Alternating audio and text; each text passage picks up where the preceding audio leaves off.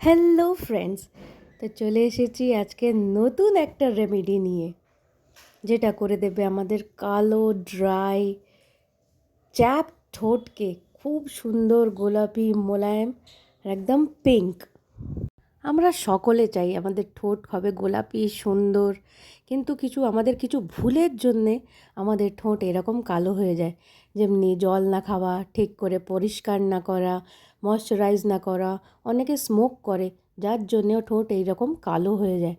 তো এই কালো ঠোঁটকে পরিষ্কার করে দেওয়ার রেমেডি নিয়ে আজকে আমি করেছি এই ভিডিওটাতে বেশি কিচ্ছু করতে হবে না, দেখবেন জাস্ট দুটো সিম্পল স্টেপেই আপনাদের ঠোঁট একদম নরম গোলাপি সুন্দর হয়ে যাবে। জাস্ট 2-3 দিন এটা ইউজ করলেই আপনারা 2-3 দিন, একদিন ইউজ করলে দেখবেন আপনাদের ঠোঁটে কতটা ডিফারেন্স এসে গেছে। এই রকম ফাটা ঠোঁটকে সুন্দর করে নিতে তো চলুন আজকের এই রেমেডিগুলো আমরা দেখে নিই কী কী ইউজ করব। তো প্রথমেই নিয়ে নেবো আমরা চিনি এক্সফোলিয়েট করে স্কিনকে, নারকোল তেল করে ময়শ্চারাইজ আমাদের স্কিনকে। আর নেবো লেবুতে ব্লিচ করার ক্ষমতা থাকে। তো এই 3টে জিনিস দিয়ে প্রথমে একটা স্ক্রাব তৈরি করব, ঠোঁটের ডেড সেলগুলোকে আমরা পরিষ্কার করে নেব। তো কী করে তৈরি করব দেখে নিই। তো প্রথমে নিয়ে নেবো আমি 1/2 টিস্পুনেরও কম চিনি নিয়ে নিয়েছি এখানে। দেখে নিন, আমার কাছে মোটা দানা রয়েছে, ছোটো দানার চিনি হলে আরও ভালো। আর নিয়ে নিয়েছি 5 থেকে 6 ফোঁটা লেবুর রস। আর নিয়ে নেবো 2-3 ফোঁটা নারকোল তেল।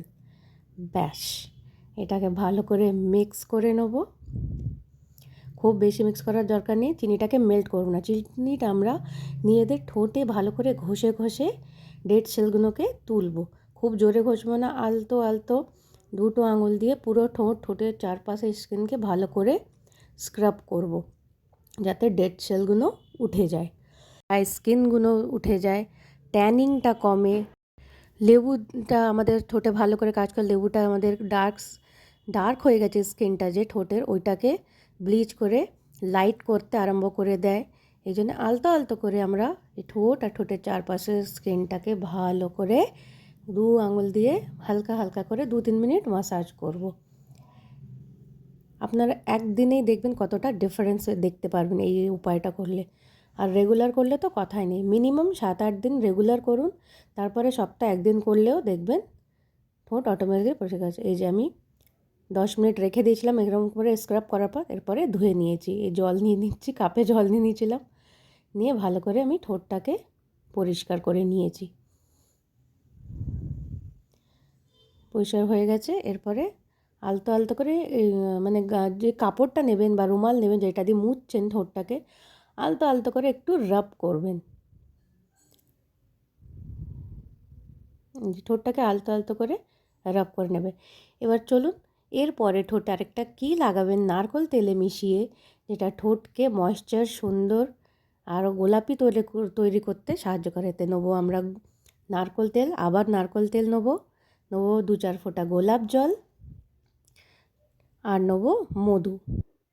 ঘরে থাকা ঘরোয়া জিনিস দিয়ে কী করে এটা হয় আপনারা দেখে নিজেরাই করে অবাক হয়ে যাবেন। এখানে নেবো 2-3 ফোঁটা মধু নিয়ে নিয়েছি। নেবো নারকেল তেলের 2-3 ফোঁটা, আর নিয়ে নেবো 2-3 ফোঁটা গোলাপ জল।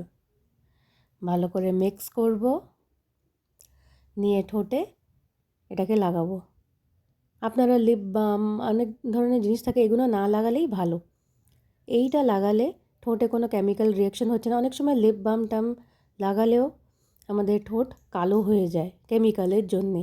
তো এই ঘরোয়া পদ্ধতিতে বানানো জিনিস লাগান, ঘরোয়া জিনিস দিয়ে, প্রাকৃতিক ন্যাচারাল জিনিস দিয়ে, দেখবেন ঠোঁট খুব শিগগিরই সুস্থ হয়ে যাবে আপনাদের স্কিনটা।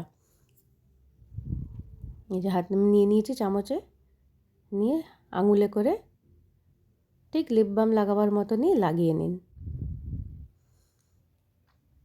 এর আগেও বলেছি বেবি অয়েল লাগান বা কোকোনাট অয়েল শুধু লাগান, এইটা লাগালে স্কিনটাকে ট্রিটমেন্টও করে দিচ্ছে আমাদের। ভিডিওটা ভালো লাগলে একটা লাইক করবেন, কমেন্ট করবেন, শেয়ার করবেন, আর সাবস্ক্রাইব করে আমার চ্যানেলটাকে সাপোর্ট করবেন। ভালো লাগলে শেয়ার করবেন বেশি করে। আর কিছু জানতে চাইলে আমাকে কমেন্ট করে জানান, আমি ওই প্রবলেমের সলিউশন বার করার জন্য আবার ভিডিও বানিয়ে আপনাদের সাহায্য করব। আবার বলছি, লাইক, সাবস্ক্রাইব, শেয়ার, কমেন্ট আর সাবস্ক্রাইব করে আমার চ্যানেলটাকে প্লিজ আপনারা সাপোর্ট করুন।